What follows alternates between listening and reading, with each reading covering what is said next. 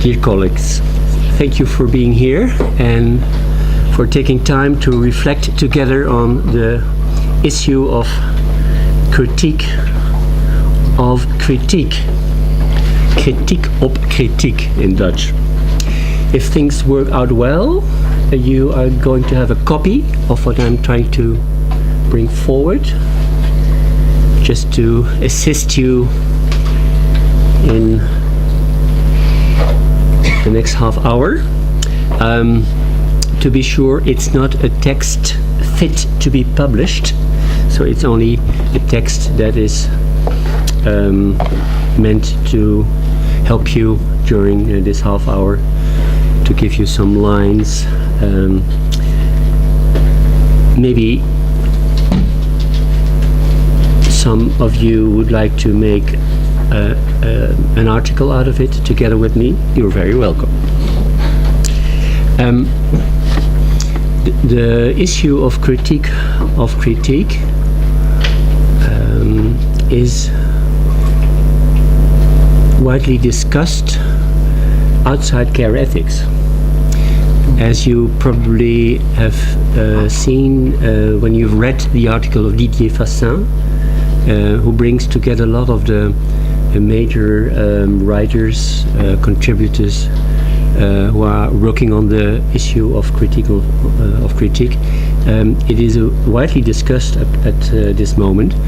Why would you criticize, and why would you criticize critique? So this is something important, apparently, but mostly important outside care ethics. What I would like to do is to make some steps with regard to the issue and try to make it work within care ethics. Well, I'm going to be very short about the first point. Care ethics is critical of itself. As you all know, the very beginning of care ethics, whether you would like to start off with Carol Gilligan or with some other artists in the same period, they all are very critical about the ethics, the predominant ethics of the time. So no discussion, I think, about that care ethics in its very beginning and in its outset is critical itself. And to my mind, that has been the case throughout the generations. Orlina Ahankivsky says that we are in the third generation of care ethics at this moment. Gilligan being the first generation, Tronto more or less being the second generation, Hankivsky, Robinson, others being the third generation. And I think in all three generations you do see this critical character of care ethics. So in that sense, critique is not alien, not foreign to care ethics. And it seems to me that it's good to remind me and just you about how this critique or this critical character is bound to the insides of care ethics. It's not just about being critical, it's about being critical from a very specific point of view. And if you allow me to cite Fabienne Brugère in her introduction to care ethics, this ethics, which is care ethics, is anchored simultaneously in receptivity, relatedness, and responsiveness. I think that's a very clear indication from where this critique within care ethics comes from. It's a critique with regard to ethics, and it's a critique with regard to epistemology. So it's, at least at the beginning, care ethics did have two legs. Maybe at present a third leg, qualitative empirical ethics, research could be the third leg, which of course in a sense, was already there because, of course, Gilligan did empirical research herself. But to really see it as a third leg is maybe something of the third generation. So, critical from the beginning. But then, care ethics calls itself ethics.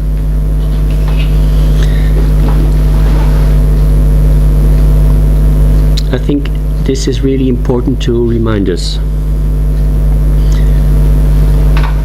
The ethical part starts off, to my mind at least, with the question, how do people make up their minds about where and to whom they belong, to whom they respond, how they solve an issue in which they are involved or in which they want to involve themselves, to at least bring the issue that they are engaged with, bring some steps forward, some steps further, envisaging a livable situation, maybe without solving the issue. And if I make this formulation, it's important to see that this is different from the original Kantian question in ethics. What should we do? I've really reformulated the question. Now, if care ethics wants to be ethical, then critique has to do with this ethical character of the discipline. Otherwise, ethics would be political theory, which is a good thing, or it would be a more general philosophy. For instance, a phenomenology of vulnerability. There is a lot of production on that level, or a feminist theory on gender. And I really think all these approaches are very important, and yet care ethics wants to do something different. It wants to be ethical. And that means that you have to give some kind of guidance from the caring practice to people engaged in their practice. So if we want to think about the critical character of care ethics and what kind of critique we need within care ethics, we have to go back to this point. It's ethics. What kind of ethics? And how is critique linked to this specific kind of normativity? To put it differently, care ethics is bound by the anguish of the world. It's in that sense a very typical kind of ethics, bound by trials and tribulations of groups of people, organizations, possibly also about supra and national institutions. Have a look at Fiona Robinson, who is active on that field. So the link between reflection on the one hand and a burning issue at the other hand should be in the center of our attention when thinking about critique. We should not allow critique to become critique in a remote sense of the word. It can be very attractive to be critical, but as soon as you lose the link with the burning issue, to my mind, it's not the kind of critique fitting for care ethics. Critique, as I see it, is bound by the center of gravity outside care ethics, so to say. It's about the trials and tribulations of people, and not in the end about what we think is important, even if there are very clever and very wise insights. In the end, it's not about that. And that means that care ethics will resist a free-floating critique, going around without a pressing issue. And this kind of critique exists, I can tell you. But it will also resist relativism. That means discarding the weight or the pressing character of the issue, and by diminishing the issue to zero it's not a big issue after all, so it doesn't matter that much what we think about it or what normativity could bring here. Normativity means some kind of assistance provided by care ethics, and that should come from what I would call a humble position and by co-acting with people, groups, organizations that care ethicists work with. And a very splendid early example of it is the work of Selma Sevenhuizen, as she worked with women and some men, but mostly women, in Croatia. So this is not something that we have invented, so to say. It was already there for a long time. That kind of care ethics, that is. This means that this implies that the need to combine, to bring together what I would call mid-range care ethical insights. For instance, Sarah Ruddick's idea that women can repair social violence, which is rooted in male dominance and female subjection. Look at social violence, male dominance, female subjection as the concept. We have to combine it with the actual problems of people engaged in caring practices. And we should sort out if theory, like the one of Sarah Ruddick, is overbearing in this issue, or in what exact sense it is helpful and necessary. This is one of the main points I want to bring forward in this contribution. So critical means also to be self-critical. If we do not really look at what these insights mean for the issue at hand, we lose, so to say, the possibility, we lose the strength of formulating a critique. Now, this emphasis on care ethics does not mean to interpret problems as wholly or mostly moral.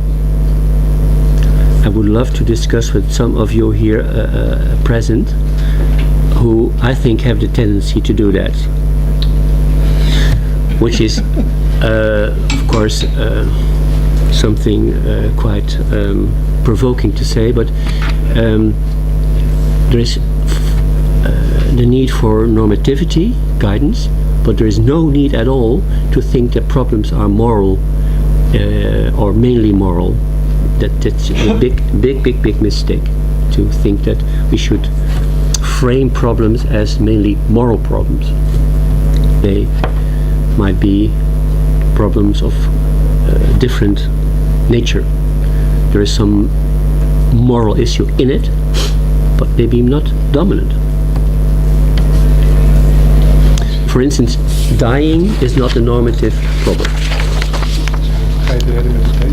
No.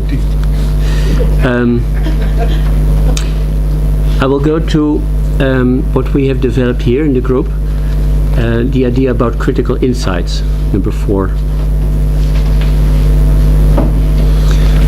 I think it's good to see, with regard to critique on critique, that the critical insights are unfinished matter. They can be developed, they can be adapted, they can be challenged. And saying this means that I oppose those within care ethics that think we should now talk about principles of care ethics that have to be adopted, like Stephanie Collins in The Core of Care Ethics. Care ethics is weak, that's her reasoning. We should be more clear about what really is care ethics, so we should be very precise about the principles. I would like to oppose that and say no, we have a set of critical insights, but we should develop them. And this is, of course, where critique can be very helpful and useful. Now, point number 5, there's a critique on care ethics, as you know. There's a critique from within care ethics. Just one example, Olena Hankivski, I mentioned her name already, who is critical about first and second generation care ethicists, because there is this unsolved issue of intersecting problems: gender, color, class. Basically, she says, what about these issues that were so important in the beginning? Where have they gone? Then there are sisters very near next to chairetics, feminist theory, that have been critical about chairetics right from the beginning. You all know about that. I can skip that, I think. And Yoma will present some of the quite intriguing critiques coming from feminism. I think the position of Narayan is a very interesting feminist position, critiquing care ethics. Now, what does this mean? Critique from within, but also critique coming from our neighbors, so to say. Feminist theory in the broader sense of the word. Just a question here. Do we have a structure to receive such a critique? Up to now we rely on academia, the rules of academia. Somebody writes an article and then somebody says, no, you're wrong, you've been making a mistake, and so on. I wonder if care ethics can go on existing. I'm not very optimistic about it. When we rely on the rules of academia, this kind of discussion, scholarly discussion, might be insufficient, and we have to develop other structures. The reason is, of course, because we are inside caring practices, and maybe the whole scholarly discussion should be linked to what is going on in caring practices, also with regard to theory, but also with regard to critique. I know it's a huge question, but I think it's something we should talk about. Then, a paragraph I've called Les deux Didiers, two French men being occupied with critique. Didier Fassin, you've all read his article, I think, or I hope you've read some of it. And the main point I take from Didier Fassin is self-interrogation. So critique in a very specific mode, you could say. You have seen the examples he gives. His research in suburbia, in the Ile-de-France. You've seen the other example, his research in prisons, wardens and prisoners. And what he basically does is interrogate himself, guided by his findings that to a certain extent did surprise himself. He didn't expect to find what he actually found. So what does this mean about the concepts that you or he was using, but I would say that we are using? What does it mean when we come up with surprising results, so to say, not only for the practitioners but also for us as scholars? The second Didier Ribon, I would characterize his message as critique as opening up, which is quite surprising for him to say that, maybe, because he is very firmly rooted in a kind of critique with working with dichotomies. You have oppressors and the oppressed. Basically, that's what life is about. And he's a very firm believer in conflict. So you have a dichotomy and you have a conflict. Yet he is also a kind of companion to queer ethics, in the sense that he is very interested in the silencing of voices, as he calls it, voices that are made, not heard. So not people who keep shut, but voices that are there but are made, not heard, which is a different thing. And in his publications, I think he comes to a very interesting, intriguing question That is, he comes to see that the issue he struggles with is very, very complicated. He being a young man, or a man coming from a working class background, he being a gay man, he being someone who became a very famous intellectual, known all over the world. His books are published and reprinted everywhere in the world, even in Dutch. And then he says, but I do not want to choose between one or the other.